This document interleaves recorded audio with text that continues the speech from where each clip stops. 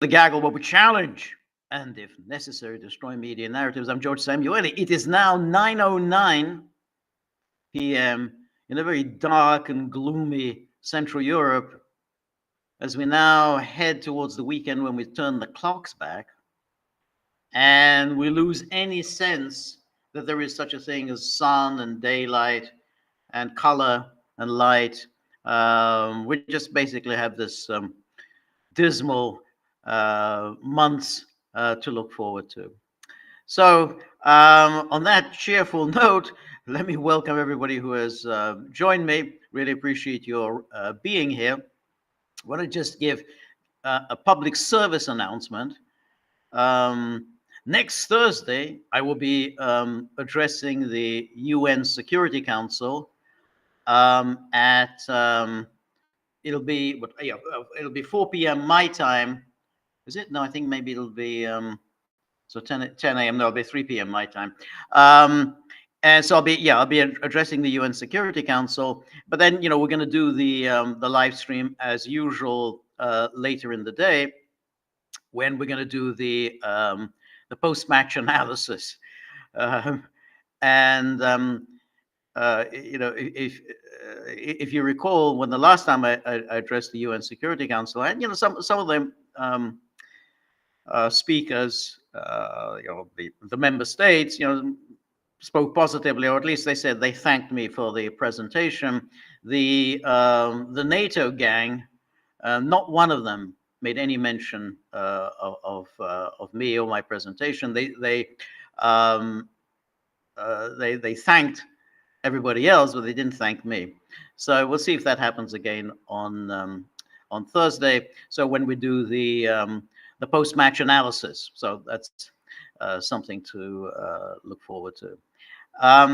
So clearly, we're now really in the last few days of the election, and the issue at hand is, of course, as it has always been and always will be for the foreseeable future, is Adolf Hitler.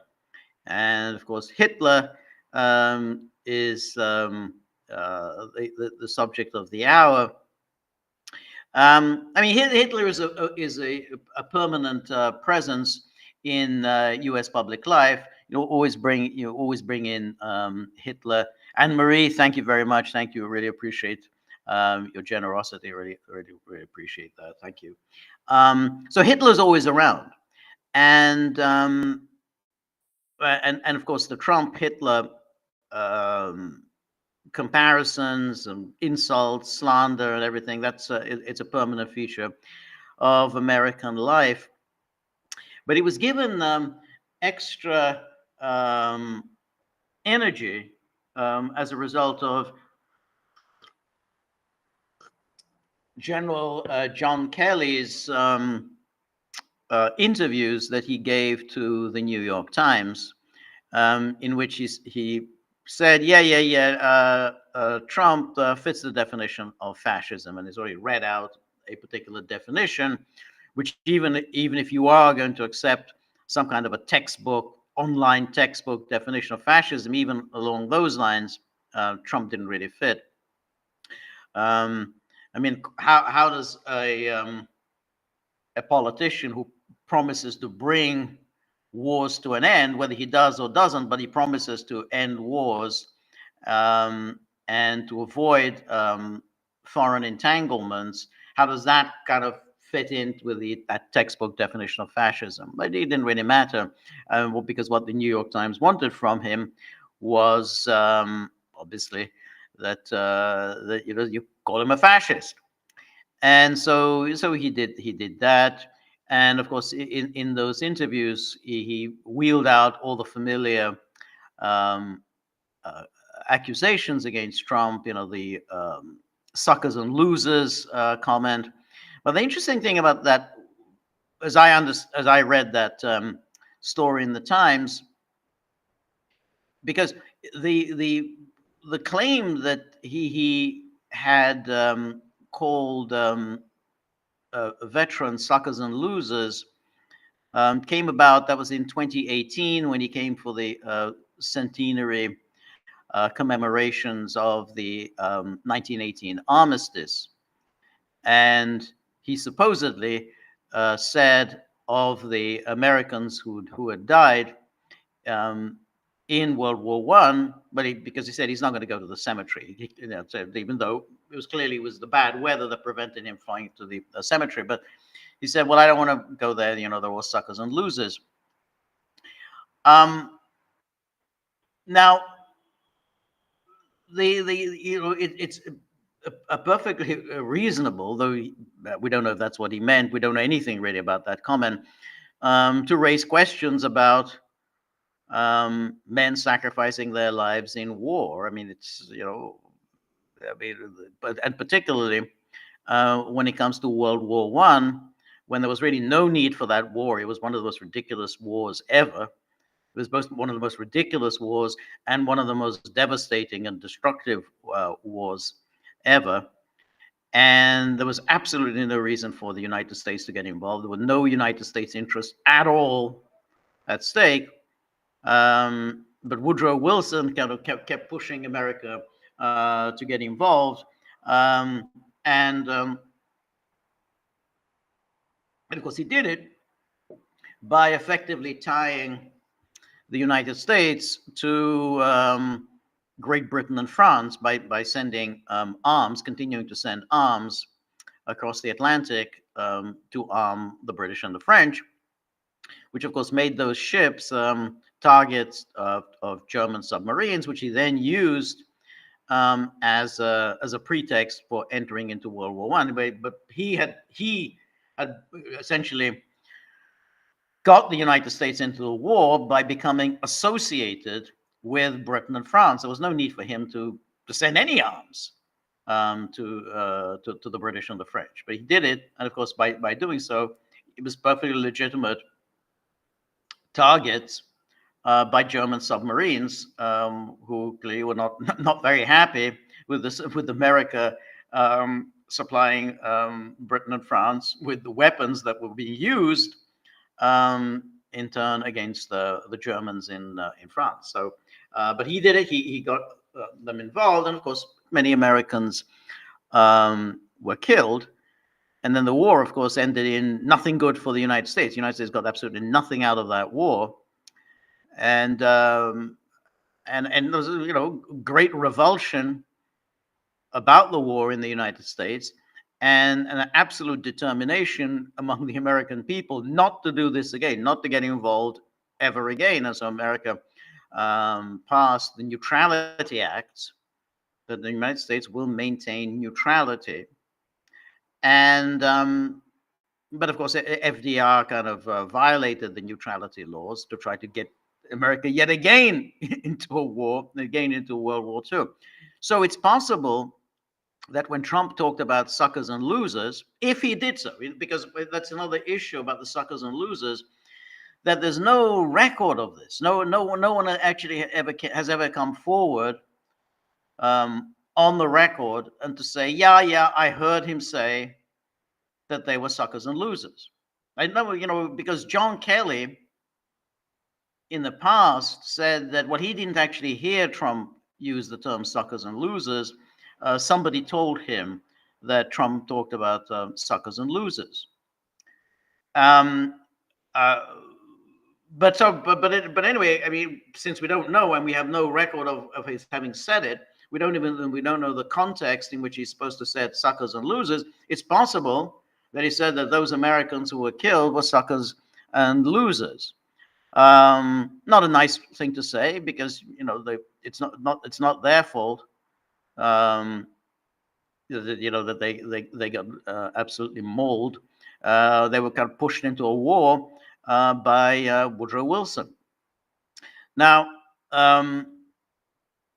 the problem was that suckers and losers comment was very, very specific to the Americans who got killed in World War I. But then he kind of expanded into somehow Trump claiming that all American Americans killed, or even all American veterans, we don't know which, are suckers and losers. And that was always completely unlikely, completely unbelievable, for the obvious reason that Trump has always been in awe of the military. He has that quality of somebody who hasn't served, but who's somewhat in awe of men who have, and because Trump has a thing generally about masculinity, he obviously admires military men. You could see how he really admires, even when he talks about, what was the name called, by General Raisin Cain. He's always talking about Raisin Cain, and he did and when that guy he appointed, his first defense secretary, Mattis. He kept saying, "Oh, he's known as Mad Dog Mattis." He likes the idea of Mad Dog Mattis. So it's so unlikely that Trump would say anything derogatory about the military. I mean, he just, it's just not in his temperament. So again, it's one of these things that people just repeat because they automatically assume that if it's bad, then Trump had to have said it. So if it's bad, yeah, he said it. So yeah, he called veteran suckers and losers. Now, in this interview with the New York Times, Kelly says that, well, no, I mean, I know for a fact that he said he used the term suckers and losers on many occasions, not just on this one occasion about the in 2018 about that he didn't want to go to the cemetery. It wasn't clear because the New York Times, of course, didn't pursue the question, but they didn't really pursue. Well, did you hear him say that, or was it a matter that somebody told you that he was going to that he had said suckers and losers? So they didn't say, oh yeah, no, he said it many times. Many times he said suckers and losers. So he that was in the Kelly interview. Then the other thing in the Kelly interview was the oh yeah, he's a fascist. And then the classic was what Kelly said, that oh, well, Trump just simply doesn't understand the Constitution.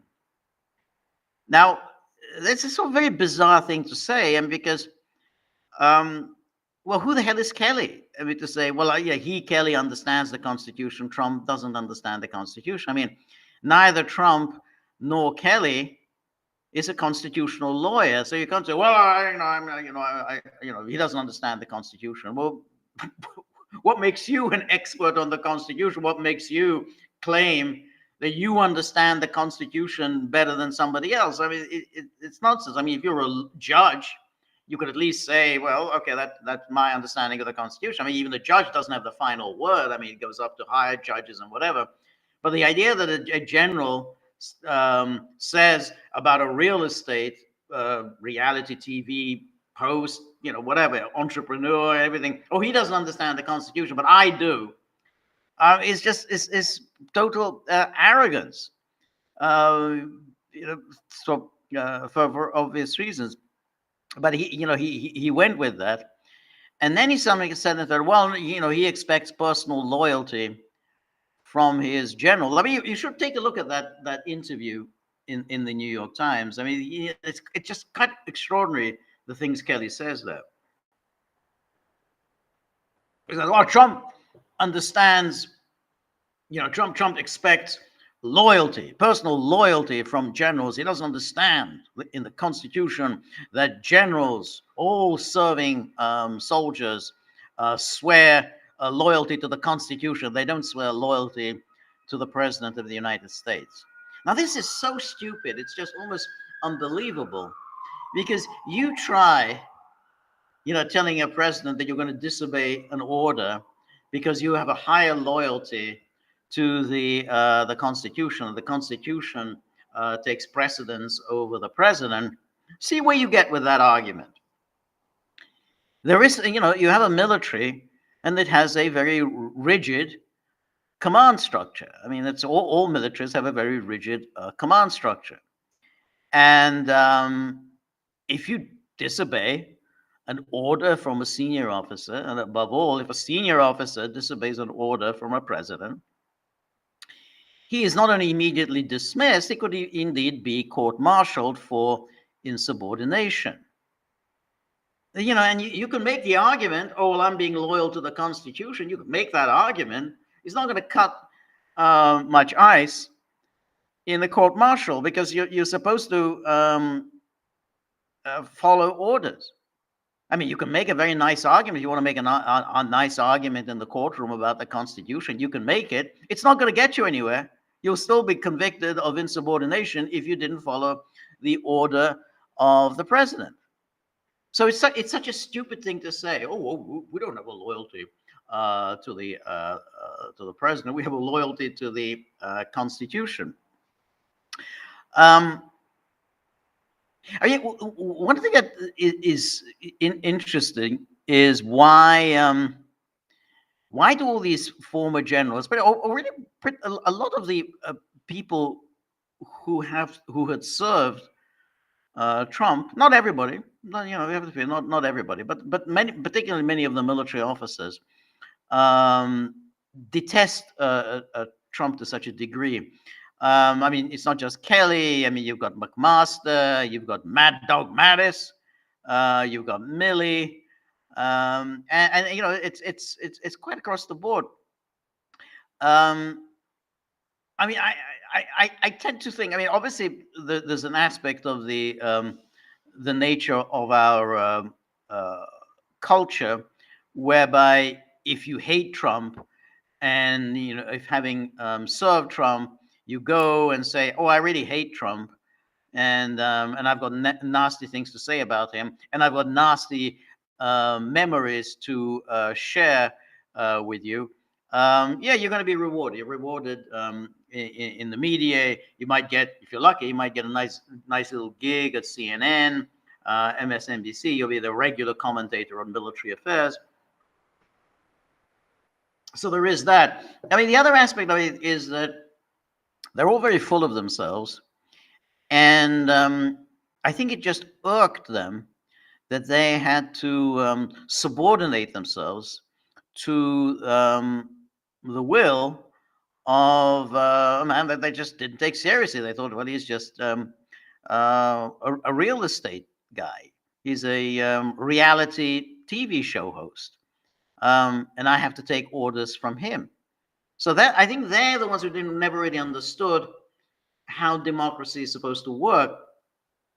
I mean, when Vindman, that creepy guy, that fat creepy guy, Alexander Vindman, who insisted that he be referred to as Lieutenant Colonel Vindman, I think he took Jim Jordan to task during the impeachment hearings when Jim Jordan referred to him as Mr. Vindman. So I'm not Mr. Vindman. I'm Lieutenant Colonel Vindman. But anyway, when with Vindman, we talked about Vindman was actually kind of senior to Trump because he was part of the interagency consensus. The interagency consensus has to prevail over the view of the president. And again, when he said this, there was no outrage in the media, none at all. It just reminds me that again, those who have who are a little bit older among listeners will remember the Iran-Contra hearings. And the star witness at the Iran-Contra hearings was Lieutenant Colonel Oliver North, who kind of pretty much single-handedly brought this whole crisis about because he just started setting foreign policy himself. He was just a lieutenant colonel in the National Security Council. He was kind of a same rank as Vindman. He was a kind of a Vindman of his day. And I think he was asked while he was testifying why he would think that he could get around the Congress's stricture that no money was to go to the Contras. And he started saying, well, I mean, Congress has been saying this, they've been saying that. I couldn't get a coherent policy out of Congress, and I just basically got tired of it, and just decided what was good for America. We needed to support the Contras. And there was a lot of outrage about that, because it was saying, well, where does this lieutenant colonel get off deciding that he knows better than elected legislators? Whatever the failings of the elected legislators, and however dumb and hypocritical they were, nonetheless, they were elected. And Lieutenant Colonel Oliver North hadn't been elected to anything, and so he had no business just deciding, well, I think I'm going to transfer this money to the Contras, because basically Congress is just all over the place, and they can't settle on a coherent policy. So Vindman kind of argued about that, that somehow Trump had rejected the interagency consensus. There was the interagency consensus to send money to Ukraine. So my Rumble account says North took the fall. Well, I that's a nice idea, but it does look to me like North was the one who initiated that policy. I mean, North was running that policy, which again was a very strange thing to do, because you're not really supposed to pursue policy out of the National Security Council. I mean, the National Security Council is there to advise. It's just an advisory body to let the president know, what are his options. Then it's not really there to set policy. But North was actually doing this, and so all the various the bits and pieces of Iran Contra.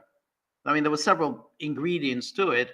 There was, first of all, the Israeli ingredient, which of course was swept under the rug, because Israel was kind of initiated it, along with North. North was very much again with Israel, which was they were afraid that Iran was going to lose this war against Iraq. Israel was kind of concerned about Iraq, so they initiated this policy of sending arms to Iran. There were clandestine arms to Iran. And then North, they fooled Reagan, because Reagan didn't really know what they were doing. I mean, this was all done behind Reagan's back. I mean, just like Vindman and the rest of them were all kind of working behind Trump's back. So they, but they had to get Reagan to sign off on sending arms to Iran. So they told him it's all about the hostages. Oh, we got to get the hostages out. And they played on Reagan's heartstrings. Well, there were all these Americans were in prison. There wasn't even Iran. It was they were in prison in Lebanon. I think it was already, Hezbollah, kind of early version of Hezbollah, was imprisoning Americans. So you got to give arms to Iran. These Americans might be released. So they got they got Reagan to sign off on that. So that was one thing. That was, of course, a violation of the law, which again, North kind of happily, went, initiated. Yeah, we'll violate the law, because actually it was against the law to send arms to Iran. But then they not only sent arms to Iran and they got money from Iran, it was North who made the call to transfer this money to the Contras. So, that was what they. So when you say North took the fall, I mean North was the key figure in all of this, without question. He was the key figure. But the Israel angle was absolutely swept under. No one in Congress wanted to touch the fact that Israel had played a key role in that decision. But anyway, my only point was that North and Vindman were very similar figures, with utter contempt for elected politicians because they just are convinced that they know what's best. I mean, North was also a very corrupt person. I mean, North was taking kickbacks and all sorts. He was making a lot of money on all of this. He kind of amazingly he got away with it. The case against it, he was convicted, but he succeeded on appeal because he was able to show that the prosecution had used evidence against him that the prosecution had got from his testimony before Congress. He had been given immunity for his testimony, and they says, "Oh, they were given immunity," but then they used some of this testimony to convict him. So he was eventually on appeal. He was acquitted, and then he appeared as an expert on security things on Fox News. But the thing is, what with Vindman was, well, Vindman believed that it was in the interest of the United States to send money to Ukraine. Of course, he was also deriving benefits from it. I mean, he claimed that he had been asked to be defense minister of Ukraine 3 times, that Ukrainians had asked him. I don't believe him. But again, you notice it's the same pattern. He thinks, well, the money should just be sent to Ukraine. And the president, who's having hesitations, much as Reagan was having hesitations about arming the Contras, or Trump having hesitations about arming Ukraine, was saying, no, we could just ignore it. I know better, and I will set policy. And again, Vindman did very well out of it. He became a bit of a martyr because he was fired from the National Security Council by Trump, and then he became very unpopular within the military. So he was kind of another one of these victims of Trump's vindictiveness. But anyway, I mean, these military types, these general, who are on a much more senior level than Ollie North or Vindman, it just outrages them that Trump didn't bend the knee at. So my Rumble account makes an interesting point. Let me just read that out. He says Vindman is different than North. Vindman was essentially a foreign agent. North was playing chess for his neocon masters. I think that's right. I think that's fair, but I think that it's so.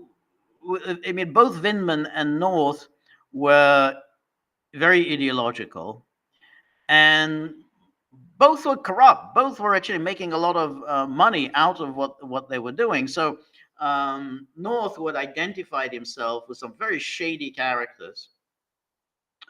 All those Gorbanifas and Khashoggi, and then of course with the Contras, and again getting a very substantial kickback for himself, and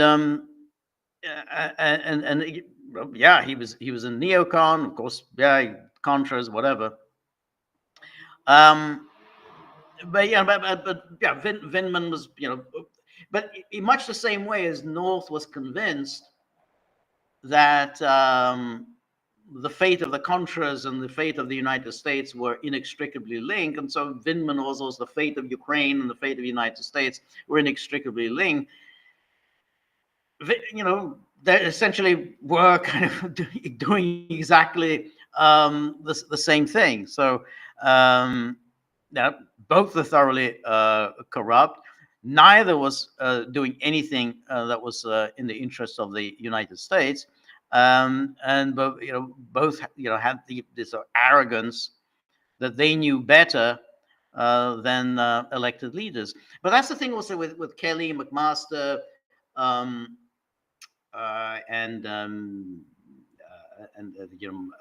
what's the and all Milley and all the rest of those generals, that they expect a president, particularly a president who has no military background. And pretty much all presidents now have no military background. I think the last the last president who had any kind of a military background was George H.W. Bush, I mean, who had served in World War II. But none of them, I mean, George W. Bush's son had sort of got himself out of Vietnam by joining the National Guard, which doesn't really count as a as military experience. But nonetheless, these generals expect presidents to do as they're told. And by and large, they do that. They do defer to the supposed expertise and authority of these generals. Trump doesn't. And I think that that just annoyed them. You know, Trump just has this habit of you know, asking questions at various points. Now, according to Kelly, I mean, this is where the Hitler thing came on. He said something like, and again, I don't believe what Kelly's saying, but anyway, in Kelly's telling of the story, he was giving some kind of a presentation in the White House about Hitler. I don't understand why he was giving a presentation about Hitler. I mean, why are we talking about Hitler in the White House? I mean, what, you know, what's the salience of the subject of Hitler? But anyway, he said he was giving this presentation, and Trump apparently said something like, "Well, didn't Hitler do some good things?"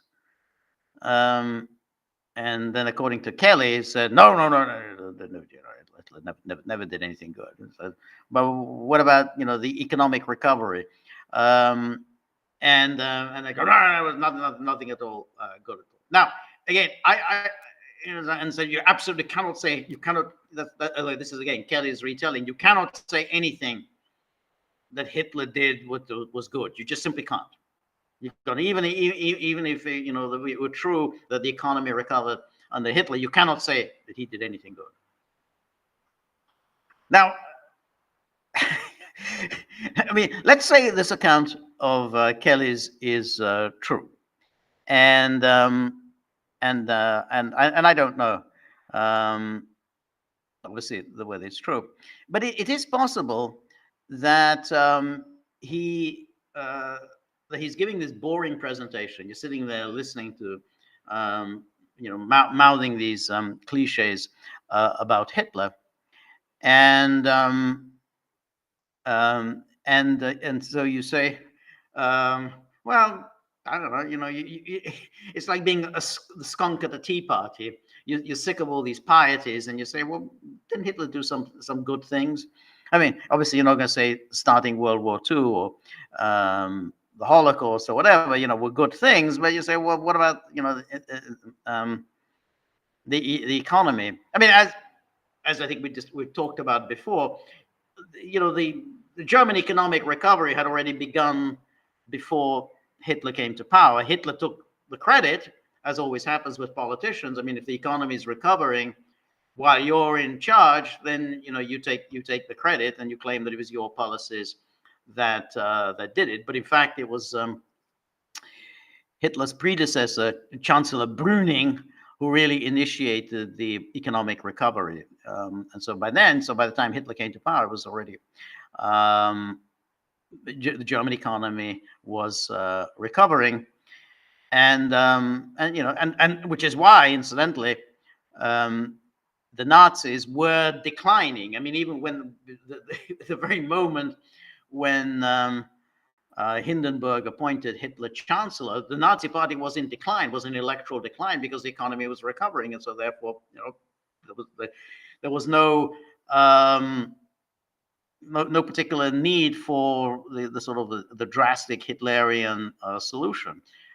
So it was in January 1933. It was like the Nazis were in electoral decline.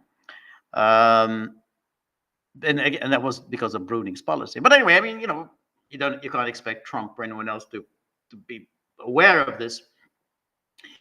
But it's actually a funny story if what Kelly is saying is true, because you know, Trump is just getting bored with this presentation. Of course, it is just very strange why in the White House, in whenever it was 2017, 2018, why are they talking about Hitler? Why are you giving a presentation about Hitler?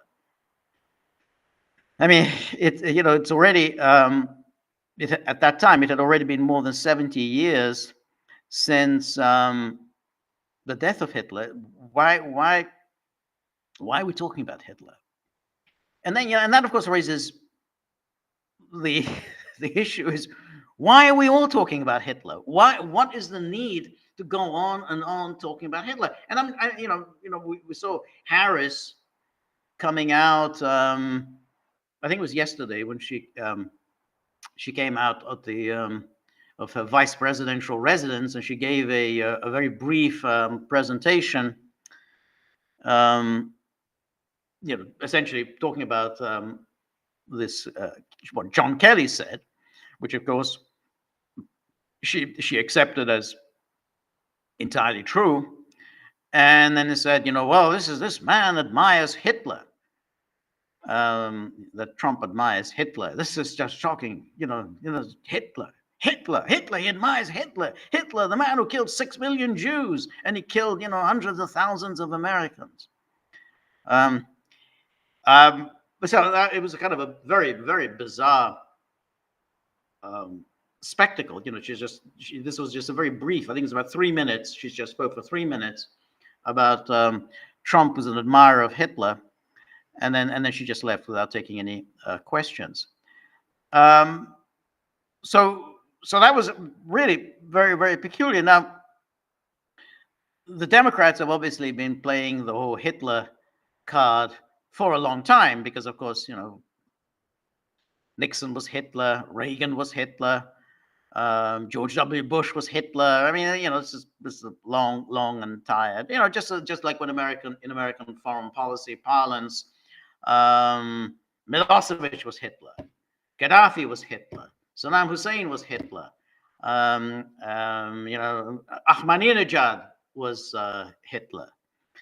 Everyone is Hitler, and one has to say, Trump hasn't done himself any credit by also bringing up Hitler when he talks about somehow the Jews in the United States are facing the same fate as the Jews in Germany were in 1933.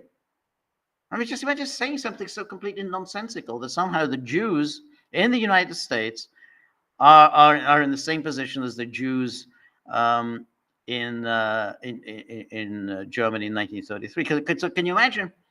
Well, what does that say about the United States? that some of that this is where America has come to. So that becomes this whole thing about Hitler, and then ultimately we sort of reached a point where really nobody knows anything about anything other than Hitler. It's like this is the sort of the go-to compass, Hitler. And I remember even during the time of the George Floyd, the summer of George Floyd, and suddenly everybody got very indignant about the Confederacy. You think, well, this is very odd. It's more than 150 years have now elapsed since the end of the Civil War. Why is everyone getting worked up about the Confederacy? Oh, we have to take down the Confederate statues, the statues rather. And so they started taking down these statues of Confederate generals, again, 150 years after the fact.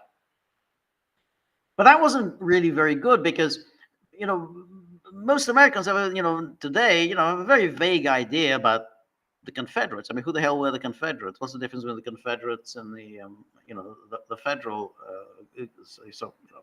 They don't really know. So they had to bring up Hitler.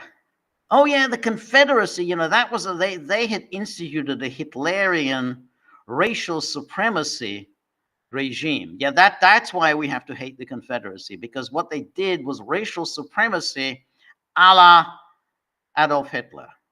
Now I get it. Now we need to take down those Confederate statues because they're all Hitlerians. all of whom, these people who had died long before Hitler was even born. But yeah, that was the Hitlerian. Incidentally, the whole racial supremacy thing is very dubious, even when it comes to Hitler, because of course Hitler was allies with the Japanese, and Hitler was a great admirer of the Japanese. I mean, it wasn't just a pragmatic alliance. He was a great admirer of the Japanese. Hitler was also a great admirer of the Chinese. Thought both the Japanese and the Chinese were superior people. So the whole characterization of racial supremacy is that somehow he love the white races. Well, he didn't even particularly like the white races. I mean, I mean, he certainly didn't. The Slavs were a white race, and Hitler was no admirer of the Slavs. He regarded the Slavs as subhuman. I mean, they needed to be exploited and stamped under the foot of the Germans. So it's not like he was a great admirer of the white races. Definitely, it was Japanese versus the Russians. He was on the side of the Japanese. And again, you look, he was allied with the Muslims. He supported the Muslims against the Christians in the Middle East. But anyway, it doesn't really matter, because Hitler is just simply the point of reference, because that's all people know about. So you bring up Hitler. Now the question then is, why would the Democrats think that this is going to work? I mean, you've been doing this whole Trump equals Hitler routine for quite some time. I mean, we had really, it's pretty much since 2015, we heard that Trump was Hitler. Trump was literally, this is the way you put it, Trump was literally Hitler. So why would you think that this is going to work then? It didn't work in 2015, 2016. Didn't work during the Trump years in the White House. Why would you think that it's going to work now? And here you have to, you have to suspect that there are more sinister motivations. I mean, there've been already 2 attempted assassinations on Trump, and we know that most people would regard the worst thing you can call anyone is Hitler. And when you tell people, well, within about 2 weeks, Hitler's going to come to power, and if ever any crime at all is justified, then the crime of assassinating Hitler is justifiable. And that's the logic. That's today's logic. So if this person is Hitler, then you are entirely justified in taking his life, because the world must be spared another Hitler. And I'm sure that the 2 assassins, the 2 would-be assassins, had something of that nature going on in their minds when they decided to take out Trump. Well, hey, you've got Hitler. So you have to then think that when Harris came out in that very melodramatic fashion, came out of her vice presidential residence yesterday to address the issue of Trump as Hitler, and that Trump is an admirer of Hitler. Well, that's a kind of serious accusation. And she's already said, oh, Trump intends to institute a dictatorship. He's said that he's going to institute a dictatorship. Of course, he never said that. And it's not even clear how can you institute a dictatorship? What's the mechanism? I mean, to do it, you'd have to get the military on board, because the courts aren't going to accept a president just simply ruling by decree and ignoring everybody else. So you go, okay, so he's Hitler. And then you think, okay, they're essentially putting a target on his back. It's just saying, yeah, well, because there's going to be a few people who are going to get very, very agitated at the notion that Hitler is going to come to power in the United States in a matter of days. And I think that that's really the motivation behind it. That it's it's not just simply, oh, gas bags on MSNBC, Hitler this, Hitler that, and so on. It's actually putting a target on his back. So I think there's a much more sinister quality to it, because these people are not stupid. They know that it hasn't worked in the past. You've tried this so many times before, calling him Hitler. But if you do it now like this, with just a few days to go before the election, and you do it in a very stark way, you come out and make this dramatic announcement outside the vice presidential home, linking Trump with Hitler, then it could well deliver something. I mean, nothing else is working for Harris. I mean, she knows from the polls that she's slipping, and she can read the writing on the wall. She can read the fact the media that had once swooned over her once, 2 months ago, swooned over her, the Harris juggernaut, the Harris Express train. That's all gone now, and they're kind of sensing that somehow Harris is not going to be able to pull this off. I mean, even the New York Times today, when it was giving a coverage of Harris's CNN so-called town hall performance, said, well, pretty much her only answer to every single question she was asked, and the questions are all about policy, what would be her policies. She never really answered any questions. She just kept coming back to Donald Trump. I mean, she has nothing else to say other than Donald Trump. And even the New York Times said this. Well, yeah, that's what you don't have anything else. So it's just Donald Trump. And so they know that this isn't going to do it. And so she knows this. The Democratic Party operatives, who are very ruthless, nothing if not ruthless in what they do, they know this. And this is, I think, the last throw of the dice. See if they can encourage someone to say, hey, Hitler, we can't have Hitler here. So anyway, let's take a look at our locals board and see what our the members of the Gaggle community. As I always say, about the Gaggle, please join Gaggle. The gaggle.locals.com. Please join. It would be nice, really nice, if you contribute some money, but you don't have to. We have a lot of content that is freely available. So please think about joining. It'd be really, really great. We want to boost the numbers of our locals community.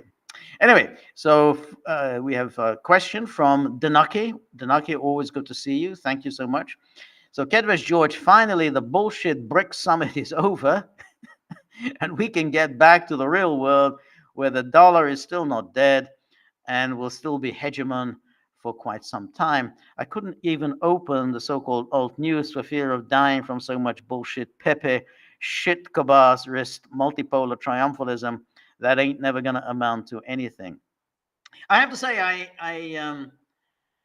agree with you. I mean, it's like we have, we go through these Brics summits on a fairly regular basis, and each time we have these meetings, there's always this very dramatic build-up, both on the part of the champions of multipolarism, the multipolaristas, which is Pepe Escobar, and those who are kind of warning about American decline. People like, say, Steve Bannon, to say, oh, this is Brics. Brics is now really they're threatening. But of course, he thinks this is a bad idea. This is terrible. This is a real threat to America, the emergence of Brics.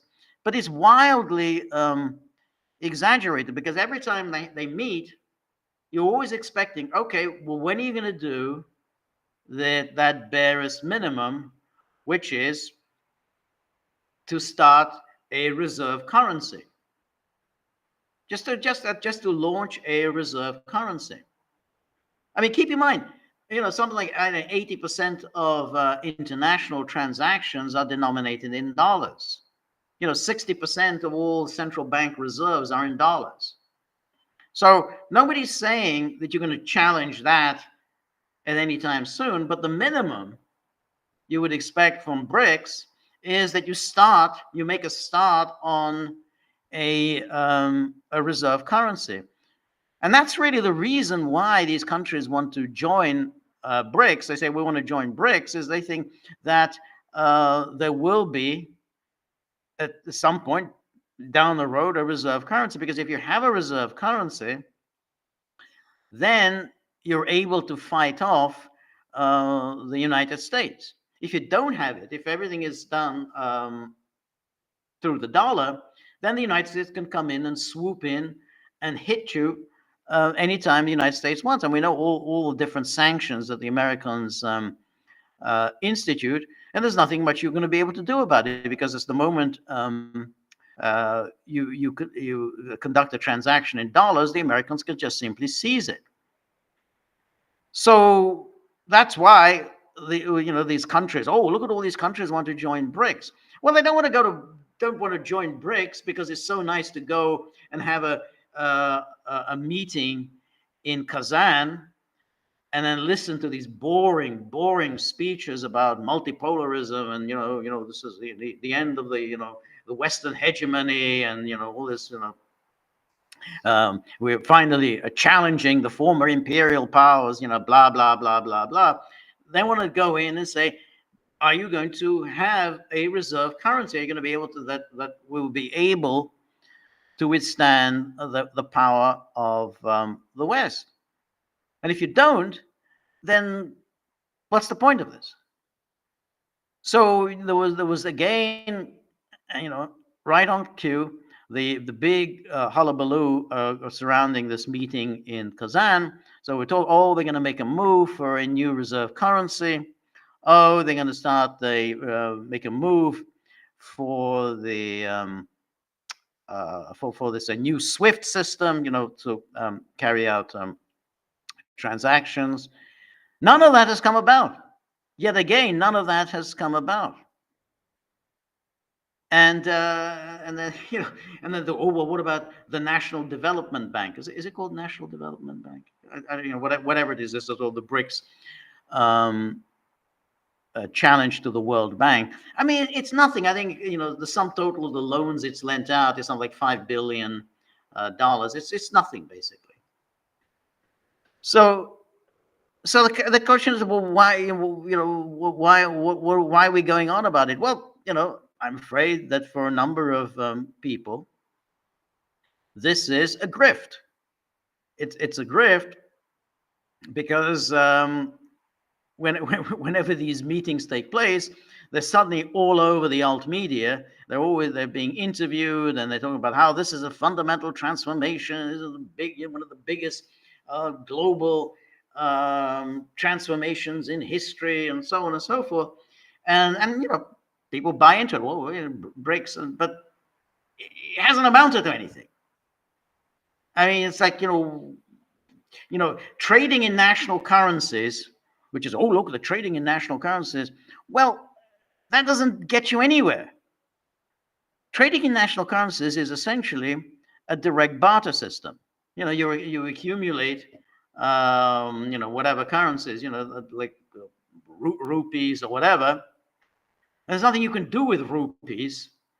If you can't convert the rupees into dollars or into euros, then basically all you can do with rupees is buy things in India. And that's what happens. That basically you're engaging in a direct barter system. So Russia sells oil to India, and then in return they get a variety of goods in exchange from India. That's a direct barter system. I mean, it's okay. I mean, it's still a way to get around sanctions, but it's not in any way an alternative economic and financial order. I mean, if you're gonna have an alternative economic financial order, you need a reserve currency, and that's what BRICS member states are looking for, in order to provide them with genuine independence. Otherwise, it's not going to amount to anything, and then they're going to start losing interest in doing this. And there's a reason why Saudi Arabia doesn't seem to be that interested in going along with this. So yeah, I mean, I think it's another one of these things that one should be very, very skeptical. I mean, again, who knows?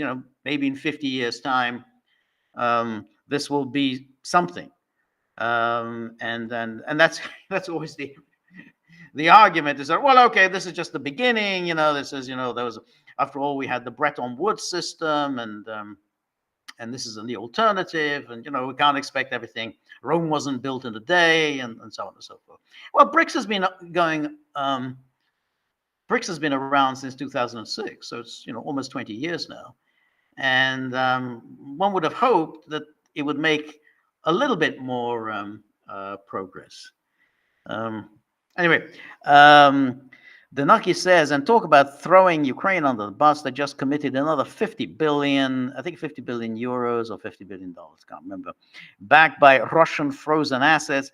Remind me again, who was punished for leaving 300 billion of Russian reserves in the hands of the enemy? Yeah, that's a very interesting issue that, I mean, obviously it is very, very strange that Russia left $300 billion or euros as central bank assets in the banks of Europe and the United States, because keep in mind, this 300 billion, that's Russian taxpayer money. I mean, that's not your own private funds. This is Russian taxpayer money, and that's gone. That's lost. That's never coming back. They're not going to give that back ever to Russia. So that's 300 billion. That if you're a Russian taxpayer, you might think, hey, that's a lot of money that you've just simply lost. But no one was penalized, and you would think that that somehow the Russian government would have moved these assets out from the Europe, because that's in preparation for the start of the so-called special military operation, because it was obvious that the West would respond by sanctions, and the most obvious target would be these frozen assets. Well, they weren't frozen at the time, the Russian central bank reserves. Now, the argument that somehow, well, we didn't think that the West would do such a thing, and that no one has ever done that sort of thing before, that doesn't seem a very impressive argument to me, because they were obviously going to do it. I mean, if you're a leader of one of the leaders of the Russian Federation, you have to expect that this is what they're going to do. They're going to seize these assets, and they're never going to give them back. Just like, well, we didn't think they would kick us out of the SWIFT system. Well, of course they were going to kick you out of the SWIFT system. I mean, there was no question. That's what they were going to do.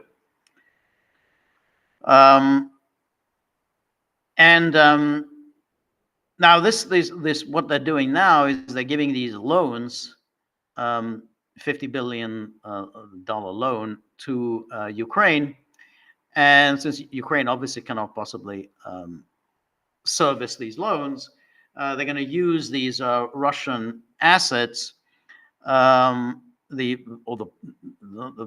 profits earned by these assets, the profits as Ukraine service payments. So in other words, because they're not making the service payments themselves, it'll be taken out of those those profits earned by the asset. So of course it's theft, and you can say that this is outrageous and whatever. But again, it was quite obvious that this is what they would do. I mean, that's that's the way the West is. That's the way that's how they operate. And yeah, they stole this money. Yeah, it's stolen.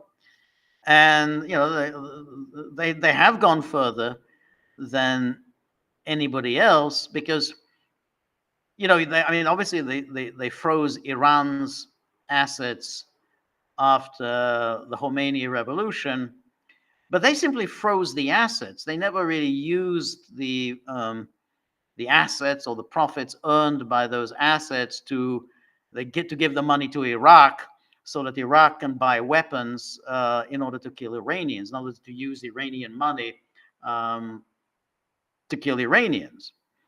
I mean, they didn't even do that with Nazi Germany. Against Nazi Germany's assets were frozen, but they didn't use the assets in order to purchase arms with which to kill Germans. I mean, that was a bridge too far. But the West today is more audacious, and that's just what they did. So but I'm kind of looking around at the tip jar. It would be nice if some people might chip in a little bit more. The way it works, I have to talk to those those dogs tomorrow, and the dogs are very unhappy. They're very unhappy with me, and they're gonna say, "Yeah, what's going on with the tip jar? What do you do around here anyway?" And it's always very difficult, because I find it very difficult to justify myself when I'm talking to the dogs, because they just say, "Well, what would you say you do here?" They ask, and I don't know. I mean, I'm trying to do my best, and they say, "Yeah, but we don't pay you to do your best. We pay you to generate income." So, as I always say, if you've got a few bob in your pocket, a few bob stuffed behind the cushions, a few bob that you mishandled, you were going to plan to use the holiday money. I mean, you don't need a holiday anyway. Just just put it into the tip jar. And then I get one of the dogs off my back. The other one is still on my back, and then I can have a restful weekend. But anyway, thank you everybody who has chipped in. Robert, always good to see you, Robert. Says, I have to say, I find your ceaseless, vicious belittling of the Brics project rather puzzling. It's one thing to criticize an undertaking, to propose ways in which might hasten success. It's quite another to heap derision ad libitum, ad nauseum. Well, this comment isn't directed at me. I think it's directed at Danaki.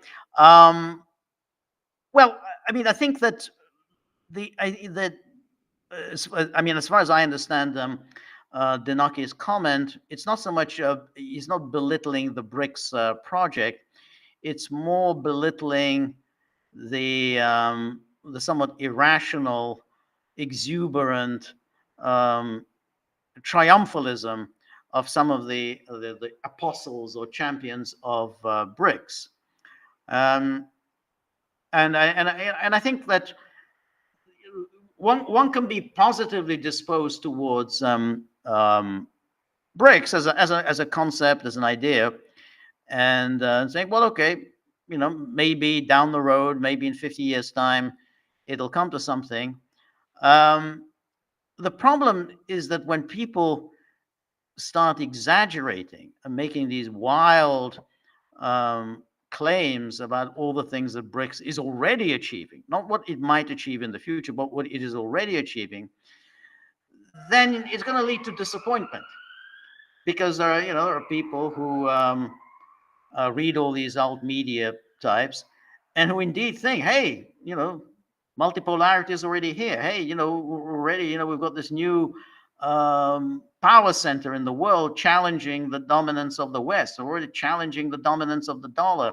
It's creating illusions, and so I think that's more the issues. Like you don't want to create false illusions. Got to be.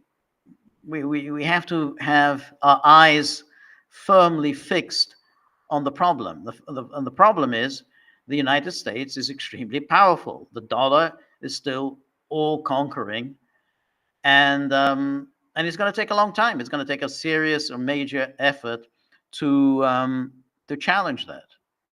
It's not, you can't just, oh, hey, we'll get a meeting going. We'll have a bit of a talking shop, issue a long communique, and already Western hegemony is about to be overthrown. I think that's I think that was the point Danaki was making. And then here we have Danaki replies himself. He says, because I'm sick and tired of all those MFing grifters that keep selling you hopium and you still believe them time and again. All right, well, that's okay. Billy Boy Bowie says, welcome, George. Thank you. And then Marty, always very good to see you. Happy Thursday, George and Gagglers. Always thank you, Marty. And then Robert. Well, thank you so much, Robert. Really appreciate that. We tell us more about what's going on in New Jersey. I since I don't live in New York anymore, and I kind of lost track of New Jersey politics since the departure of the fat man, Chris Christie. So it'd be kind of interesting if you at some point you can enlighten us about how things are going in New Jersey. If you ask me, well, who's the governor of New Jersey? I think it's some guy called Murphy. I mean, I may be wrong, but I seem to remember some guy called Murphy was the governor. And then of course you had the Menendez, who was the senator, former senator. He's no longer the senator. So be nice to know how things are going in New Jersey. I mean, you had who was that guy? Was the there was that governor. Was it the governor in New Jersey who got himself into trouble because he put his boyfriend on the payroll? I guess this is already going back a long way. I forgot his name. I thought it was he had to resign because he put his boyfriend on the payroll. I mean, I'm sure Robert, you'll remember. But anyway, Robert says, another problem with the Nazi fascist comparison is that the Nazi bureaucrats heavily intervened in the running of private business, even at the daily operational level. Trump, on the other hand, is adamantly opposed to government flunkies micromanaging business, pushing deregulation as much as he could. I agree with that. I mean, I think that's people say this, he's a corporatist, but he's basically, he doesn't actually get into the minutiae of running businesses. I mean, he's basically in the business of making business profitable. I mean, I think he thinks as a businessman. So he tells businesses, well, what we're going to do for you is we're going to protect you. We're going to slap tariffs on imports. We're going to make sure that you're not wiped out of existence by cheap imports. So we're going to do all this for you. And of course, as you say, and then deregulation. We're going to remove all sorts of regulations so that you can go ahead and do your business. And you're absolutely right that it's just the same thing as with his plan, which is no interventionism, no foreign wars. So when it comes abroad, again, different whether he actually achieves this. That's a separate issue. But the platform, the program that he's advocating is not at all the fascist program on the wars. And when it comes to business, he really isn't in the interest of a state telling businesses what they should do. I mean, he's not going to go and tell whatever, Microsoft or Apple, well, this is how many computers you need to produce next year, or this, you need to expand here, or you need to expand there, or you want to cut your workforce here, or cut this plant there, or whatever. You see, that doesn't interest him. He's just essentially trying to facilitate their businesses, trying to get them to make as much money as possible. It's very, very generous of him, because these companies have no particular time for him. I mean, the people who run Apple, they don't particularly like him. I read today that Bill Gates is coming out for Harris, and that's and I think Jamie Dimon was reported somewhere saying that he's supporting Harris. So the sort of the biggest names in corporate America, for whom Trump is doing all this work, the biggest names are not supporting Trump; they're supporting Harris. So having done all this for them, which is what he's doing. He's doing all this for American businesses, but they're not supporting him. So so Robert, I agree with you. It's not at all the it's not the Hitlerian or the Mussolinian model. And whenever they say these things about, he's Hitler, he's Mussolini and Stalin. I mean, that was the Anne Applebaum in latest Atlantic, which was always very odd, because they're three very different leaders. I mean, Hitler, Stalin, and Mussolini, they're three very different leaders, three very different ideologies. And so it's kind of, but what they do when they don't actually examine the policies and say, well, these were Trump's policies, these were Hitler's policies, or these were Stalin's policies. Because if you were to compare policies, you say there's no comparison between what Trump intends to do, what Trump actually did, and what Hitler did. There was just no there's no comparison. So the way they do it, the way they conduct this argument, is by doing something nebulous like Trump's rhetoric. Trump's rhetoric is that he hates the other. He's demonizing. He's divisive. You say, so when you use these vague terms, he's divisive and he's demonizing. He's whipping up public fury. He's whipping up nationalist hysteria. That's, and they say, that's he's like Hitler, Stalin, and Mussolini. Again, it doesn't really work, but at least you can make at least a more plausible argument than you can if you start comparing policies. Because when you say policies, well, what the hell is this? Mussolini wanted to create an empire. What's that got to do with Trump? Trump wants to kind of cut back on American involvement. So anyway, so here's the Absinuk said, apropos of the question I asked about who was the guy who was, I think it was the governor of New Jersey, who put his boyfriend on the payroll, and he says it was McGreevey. I think that was it. Yeah, McGreevey was his name. Yeah, kind of eminently forgettable. I would never have remembered his name. He was just one of these strange figures who come and go in New Jersey politics. And then Robert goes on saying, Trump had the temerity to act as if his status of commander-in-chief, as confirmed by Article 2, Section 2 of the U.S. Constitution, still meant something. Yeah, no, that's exactly right. I mean, that's why I think Trump is very different from leaders such as Obama, Clinton, Bush, who basically, they're presidents, and they're in awe of this of their national security advisors, intelligence people. They just, they fall and into line when they talk to a Kelly or a McMaster or a Mattis or a Milley.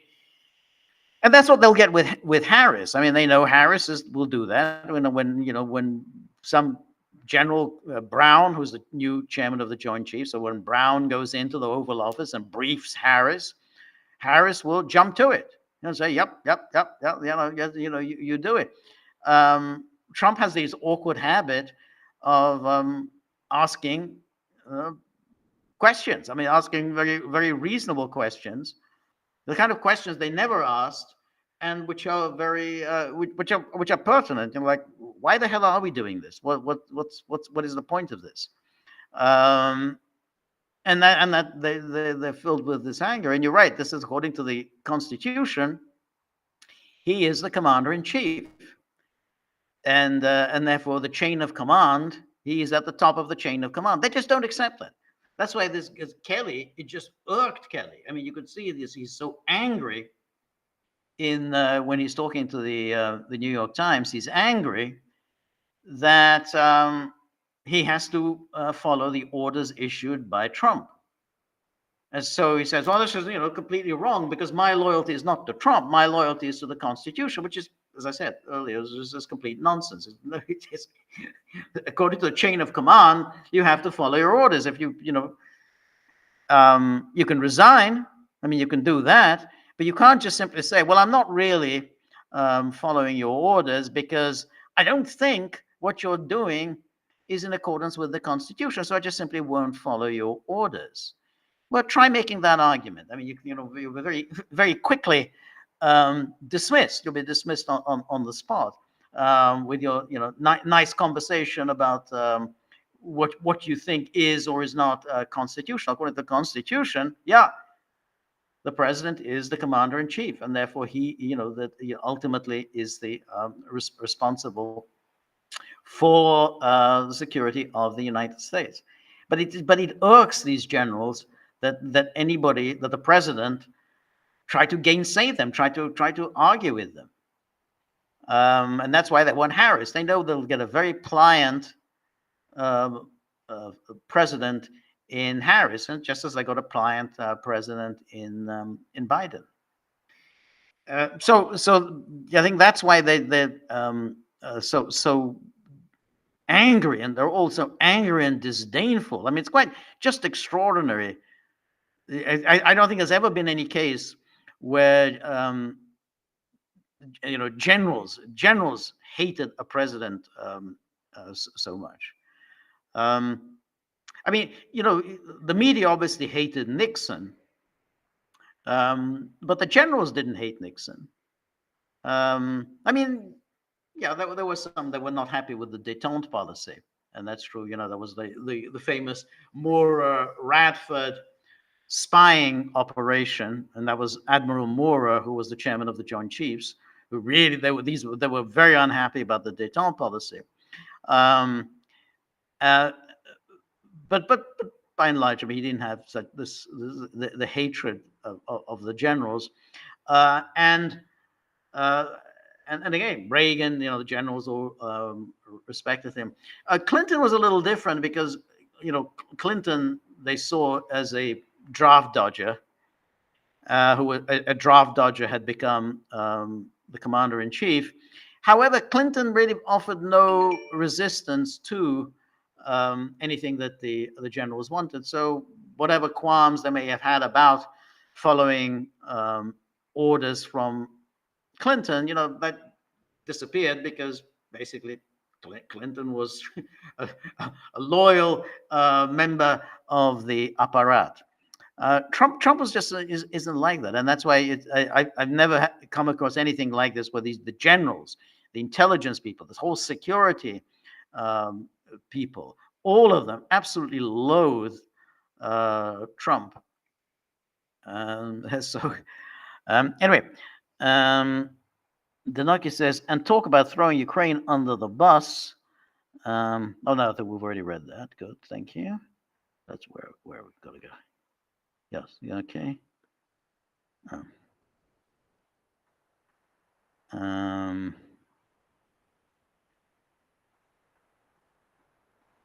and then again, Robert goes on, and if Trump is Hitler, you are, of course, absolutely justified in fabricating votes for Harris, delivering votes for Trump. No, that's absolutely deleting, rather, not delivering, deleting votes for Trump. You're absolutely right. That's the thing. That's the importance of this suddenly, less than 2 weeks before the election, wheeling out this the sudden Hitler thing. Because you've been saying this since 2015. There's nothing new about this. But suddenly this drama of Hitler, because you can first you put a target on his back. He's already been the subject of 2 assassination attempts. So you're obviously going to encouraging somebody else, because a lot of people go crazy.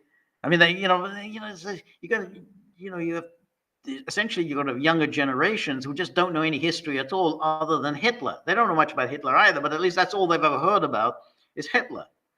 So if you say Trump is Hitler, Trump is literally Hitler, then it's going to get people to think, hey, I got to get my gun out. But also, as Robert says, it justifies stealing an election. It justifies doing anything to keep Trump out. Hey, well, okay. I mean, all I did was steal votes. All I did was I destroyed Trump votes. All I did was stuff ballots with Harris votes. But compare that with Hitler. Look what Hitler did. I mean, that much worse than anything I did. I mean, so I stole some votes. Big deal. At least I didn't kill 6 million Jews. So absolutely, you can justify doing anything if you're told that Trump is Hitler.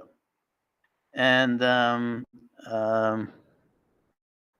so Billy Boy Bowie says, which I don't understand, can read as far as 32 days. Okay, I'm not sure what that means. And then Danaki says, CNBC reports a French trader bet $28 million on a Trump win. Wow, $28 million. That's really nice. Okay. Anyway, Sinok says the new discussion of a ceasefire by U.S. and sending teams to Doha is all gaslighting, total BS. The Israelis are already planning on settling Gaza. I agree with that. I agree with. You see, Israel has now reached that stage where they think, well, we've basically killed so many. Why should we give up now?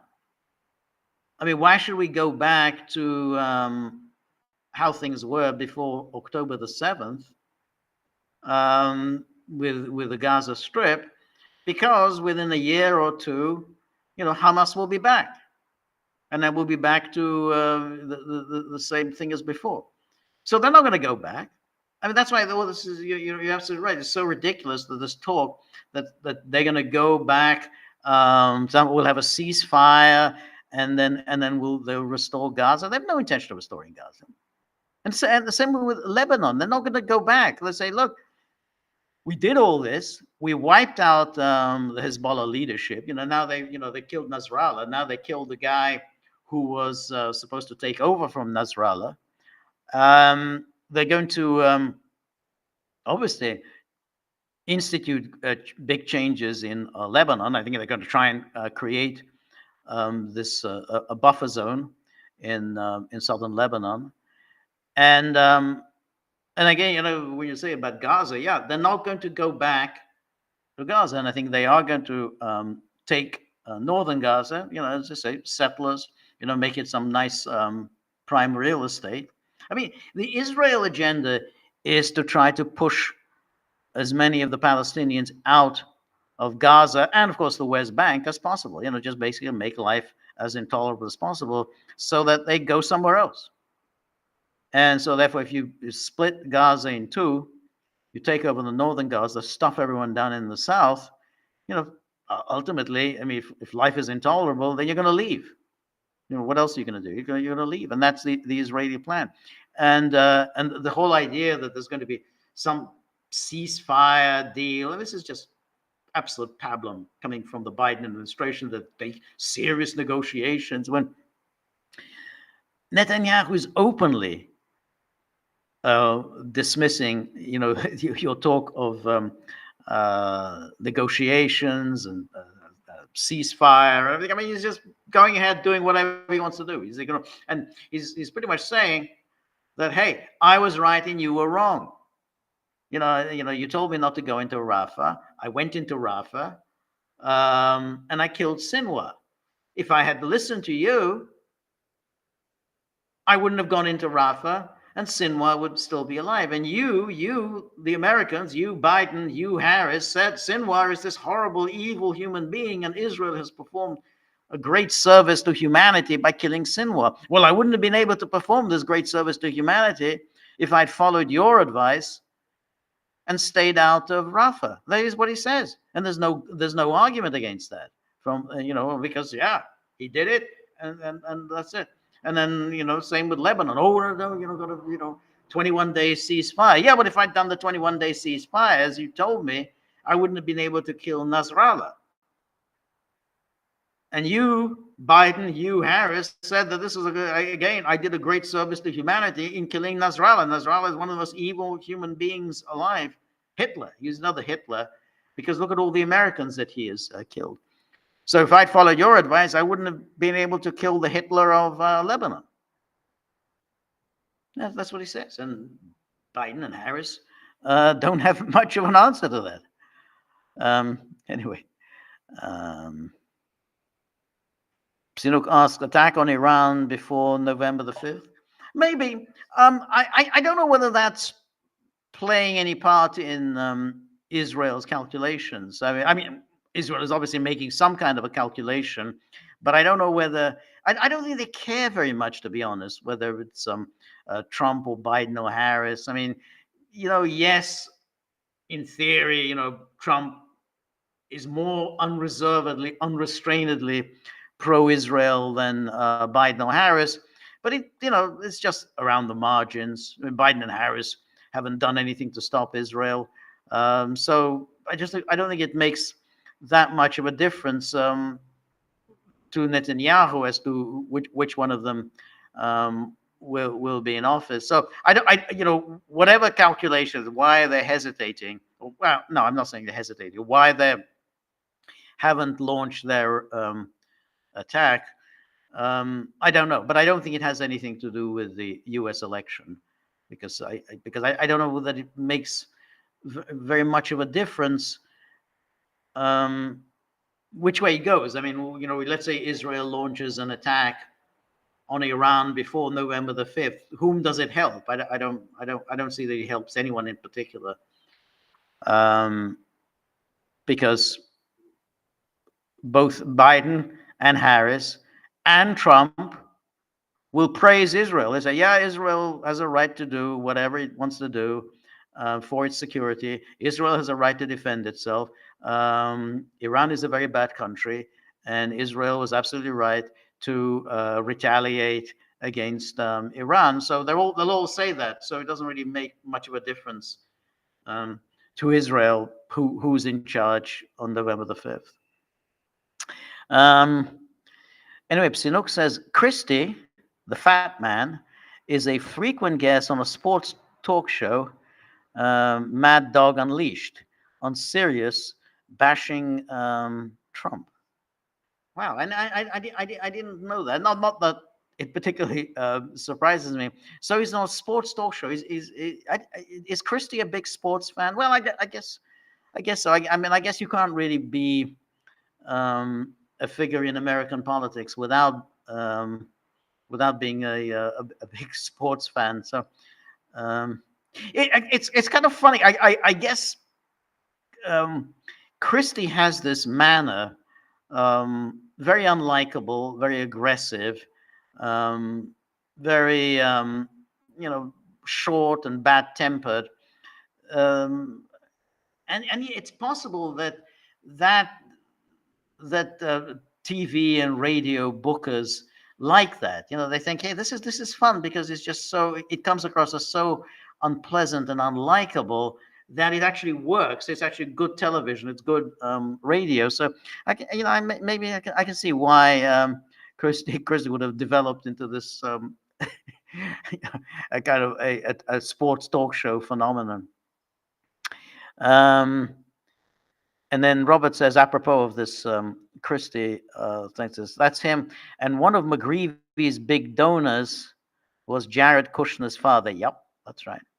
Charles Kushner, who was later accused and convicted of hiring a prostitute to set up his brother-in-law.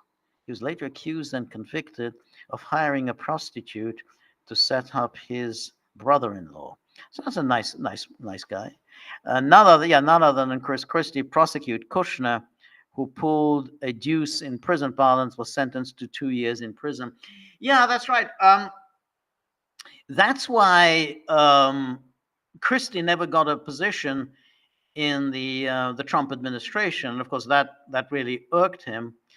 He was expecting to get one of these big jobs in the administration. Probably was expecting to be appointed Attorney General. But Jared actually put a veto on the appointment of Christie because precisely that it was Chris Christie, when he was a U.S. attorney for New Jersey, who got convicted Kushner. So that ensured that there would be nothing for Christie, and it filled Christie with this rage. It's something very, very odd that so many people are just filled with this rage because they expect to get appointed to something, and when they don't get appointed to it, they just turn with fury against the president. So I mean, there was that Andrew Napolitano. I think he was expecting to get appointed to the Supreme Court. He didn't get appointed to the Supreme Court by Trump, and he turned with rage against Trump. And so there was what's the name of the guy who was the husband of Kellyanne? George Conway. So George Conway also, he was a Trump supporter. George Conway was a Trump supporter in 2016, and then again he was expecting to get some big job. I think he thought he would get some big judgeship. Trump didn't appoint him to a judge. Well, maybe he wanted something. Maybe he wanted something in a big job in the Justice Department. He didn't get it. And then he turned with fury against Trump. And then there was that Republican congressman. I can see his face. Who also became filled with loathing for Trump. I think he was expecting to get an appointment as maybe Secretary of the Air Force. Didn't get it. Turned on Trump. So it's very interesting. Like there's such egos that if you don't get the job that you think you're entitled, you then develop a career on MSNBC and CNN. But just you go on every day and you bash Trump every day. And it seems like it's somehow a principled position. But in reality, I mean, it's all driven by your own petty resentment. You didn't get the job you thought that you're entitled to. And so the other thing, I mean, we haven't talked about, I mean, is Harris's attempt to court these, I love the way they are always described as moderate Republicans, moderate Republicans by associating herself with Liz Cheney. I mean, the idea that Liz Cheney is somehow a moderate Republican. First of all, Liz Cheney had always been very, very stalwart conservative. All of their social issues and so on. Always voted very solidly conservative. But Liz Cheney was a real neocon, absolute, mad interventionist, actually worse than her father. And of course, she didn't really like Trump because he wasn't an enthusiastic interventionist. And of course, Trump in 2016 had attacked the Iraq War. He did it explicitly during that campaign. He was in South Carolina primaries. He attacked the Iraq War. And of course, she, the daughter of Vice President Cheney, she obviously didn't forgive Trump for that. And so, she hated Trump because of that. But she battened onto January the 6th and say, well, it's because of January the 6th. Trump really is a danger to the Constitution. And everyone's buying into this story that somehow, it's all about January the 6th, even though it's obvious that she has long harbored an animus towards Trump.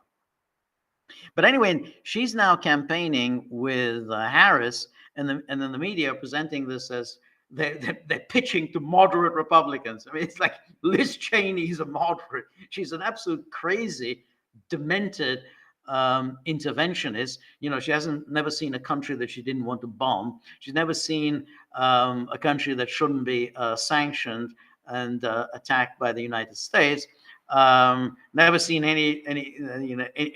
anything that wasn't grounds to go after Putin and Russia. She's a moderate.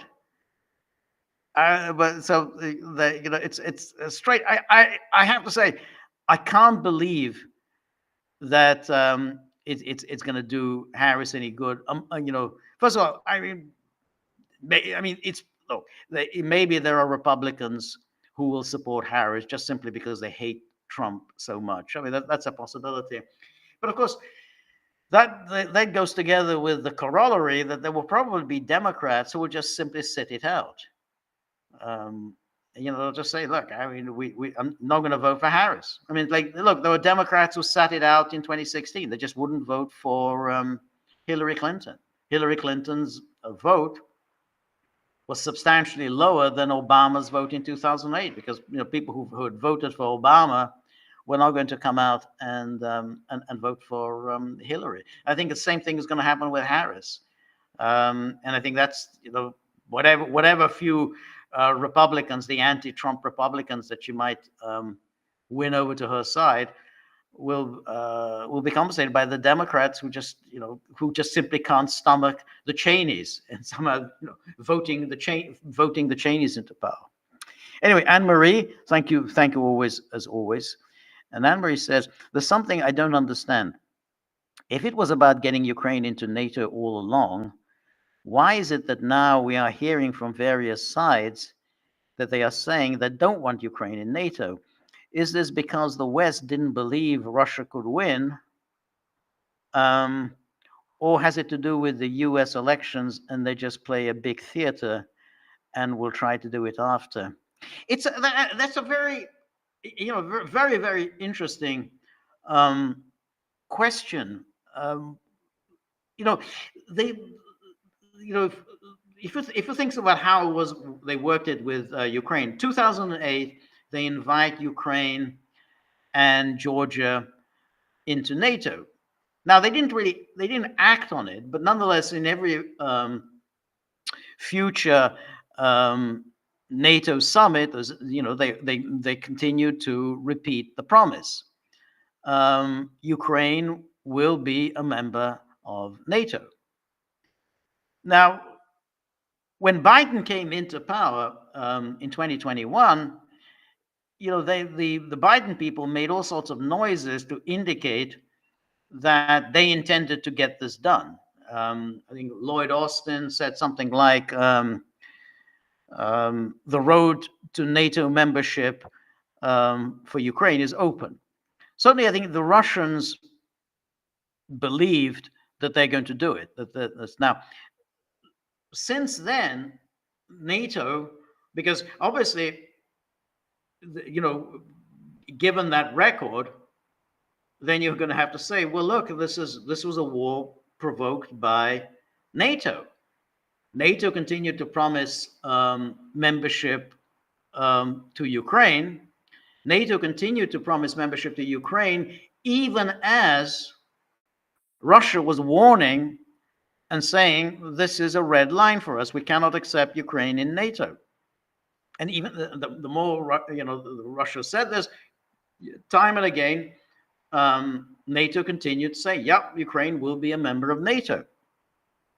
And then, again, despite the Russian warnings, you've got Lloyd Austin, who says the road to NATO membership is open. So now, if that's the record, then any observer would look and say, well, this is a war that was provoked by NATO. NATO provoked this war. I mean, if you keep doing something, and you know that a country is going to react very negatively to this, then you are provoking. You are provoking this war. And of course, that was provoked. I mean, and remember that we have the media stories are always, this was unprovoked. This was unprovoked. Russia launched an unprovoked war, because they have to lie about it. They have to lie about the record, which is that NATO provoked this war. So that's why NATO leaders have been insisting, oh, no, we never really meant Ukraine would be in NATO. That was never, no. Russia is lying, because Russia knows as well as we do that we didn't intend to induct Ukraine into NATO anytime in the future. Now, this is a completely stupid argument, because why did you extend this invitation? Why did you keep repeating that Ukraine will be a member of NATO? Why did you say that the road to NATO membership is open if you didn't really mean it? And that's what NATO then is saying. Well, we didn't really mean it. So which is the lie? Which is the lie, NATO? Is the lie that Ukraine will be a member of NATO? Is that the lie? Or is the lie now that your claim that you never really intended Ukraine into NATO? They can't both be true. So NATO was either lying all the years from 2008 through to 2021. Either NATO was then lying, or NATO is lying now. So what they're doing now, their claim is, they're still repeating Ukraine will be in NATO, but their argument is that, well, we can't bring Ukraine into NATO immediately because Ukraine is at war, and that violates NATO's rules. We can't really bring in a state as a member into NATO, because then effectively NATO itself will be at war. Well, the problem with that position is that there is no way at all that the war could come to an end, because if NATO is now saying that the moment this war ends, Ukraine will join NATO, which is what it's saying. Well, we can't. You will be a member of NATO, but at the moment you can't be a member of NATO because you're at war. But once the war is over, then you will be a member of NATO. Now, for Ukraine, this really isn't very much comfort, because Ukraine is saying, yeah, but we kind of want NATO membership now while we're at war. Once we're no longer at war, we don't really need NATO membership. Well, it's a perfectly logical position for Ukraine to say, well, we need NATO now because then we can get NATO to do our fighting for us. Once the war is over, we don't really need NATO, and yet that's the time you'll say you're going to be will be in NATO. But the point is that by saying publicly that once this war is over, Ukraine will be brought into NATO, then essentially you're telling the Russians that you got to keep this war going, because you can't stop. The moment you stop, Ukraine will be in NATO. So the moment the war ends, your wartime, you won't achieve your wartime objectives. Your objective is to keep Ukraine out of NATO. But as soon as you stop the war, then we're going to bring Ukraine into NATO. So there's no incentive for Russia to end the war. And of course, that's the objective. NATO does not want this war to end. It's a good deal for NATO. They want to weaken, enfeeble, and ultimately destroy Russia. So that's why. Now, the people who are saying, well, Ukraine will not be NATO. I mean, you have to differentiate. I think, let's say Hungary and Slovakia are saying, well, we won't support Ukraine in NATO. I mean, that's I think in general, that's their position. That under any circumstances we won't support Ukraine in NATO. The German and the American position is we won't support Ukraine in NATO while Ukraine is at war. So they say, while it's at war, we cannot support Ukraine inside NATO. But once the war is over, then we will support Ukraine inside NATO. So they don't take an absolutist position in the way that I think Hungary and Slovakia do. They say on the circus. Now, that means that the overall NATO position, I think, is that Ukraine should be in it. I mean, there are the loonies in NATO, which is the Baltic Chihuahuas, Britain, that want to bring Ukraine into NATO right away, even as it's involved in a war. But that's not the position of Germany and the United States. We'll do it once the war is over. So that's which I think is the official NATO position, and that offers, as I said, that doesn't offer any kind of incentive for Russia to bring the war to an end. Now, so that means that leaves Hungary and Slovakia, maybe Croatia, who take this absolutist position, which is no membership in NATO under any circumstances. Well, I don't believe that Hungary and Slovakia and Croatia, all three of which are quite small countries, will be able to withstand a collective effort by NATO. And this would only take place once the war comes to some kind of an end, whether it's a ceasefire, an armistice, or whatever, but it has to come to some kind of an end before Ukraine could go into NATO. I don't believe Hungary, Slovakia, and Croatia are strong enough to withstand the pressure that they would come under. Because I think the EU and the NATO would really lean on them, and they've done that. They've done that before with Viktor Orban. It comes along with lots of big talk. He's not going to do this. He's not going to do that. But he does cave. So I think that if push came to shove, and they decided to get Ukraine into NATO, I think they would be able to withstand the resistance of Hungary, Ukraine, and Croatia, maybe. But I think that's not going to happen until this war comes to some kind of a conclusion. So, but anyway, Anne-Marie, thank you, thanks very much. And let's see if there's anything else that we need to address now.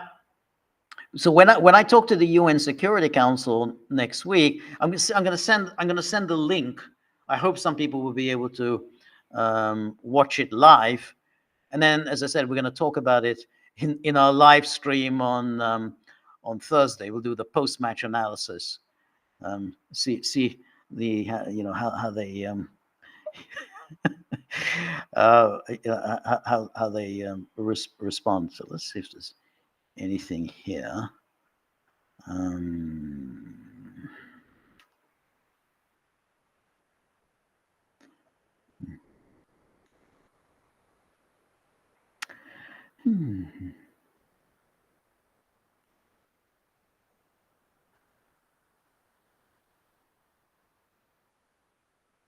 I see there's some people talking about there's some pessimism about the election. I think Enjoyer says the steal is already underway in Pennsylvania, Michigan, Georgia, North Carolina, Arizona. Yeah, I think there's a lot of pessimism because it's just, I mean, I think everyone had a very bad experience of 2020, and so everyone assumes that this, the Democrats are very good at this. I mean, they've always been very, very good. It's not just 2020, but long before that, very good at stealing elections. That's the stock in trade. And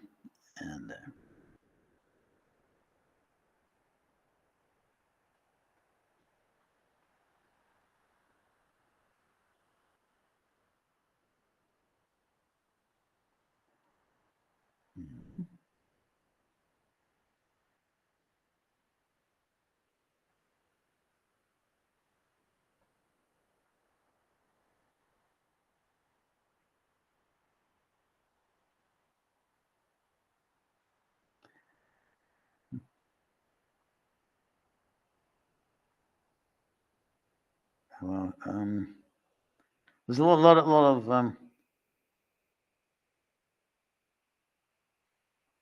lot of interesting.